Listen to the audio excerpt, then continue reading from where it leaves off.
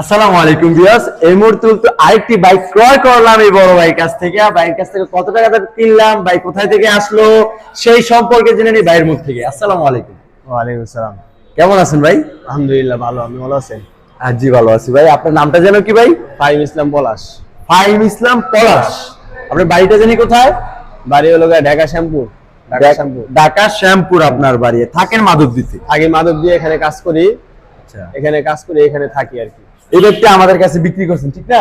জি জি। এই গাড়িটা বিক্রি করছে, আমাদের কাগজ যথাযথ কাগজপত্র ফার্স্ট মালিকের কাগজপত্রগুলো আমরা পাইনি। যদি পারেন ওইগুলো আমাদের কাছে পৌঁছে দিন। অবশ্যই কাগজটা আমি কয়েকদিনের ভিতরে চেষ্টা করব। ওটা হারায় ফেলছেন ফার্স্ট মালিকের কাগজপত্রগুলো। হ্যাঁ, আর যে হারায় টাকাটা আমাদের কাছে বিক্রি করছেন ওই সমস্ত টাকা কি পাইছেন বুঝা? জি ইনশাআল্লাহ পাইছি, সমস্ত টাকা বুঝে পাইছেন? ইনশাআল্লাহ পাইছি। ভাইয়ের জন্য দোয়া করবেন, ভাই হয়তো দেশের বাইরে চলে যাবে নাকি? হ্যাঁ, দেশের বাইরে চলে ভাই যাবো। দেশের বাইরে চলে যাবে, ভাইয়ের জন্য দোয়া করবেন উনি দেশের বাইরে থেকে আইসা যেন আরেকটি ভালো বাইক কিনতে পারে। আর আমাদের জন্য দোয়া করবেন আমরা যেন কম প্রাইস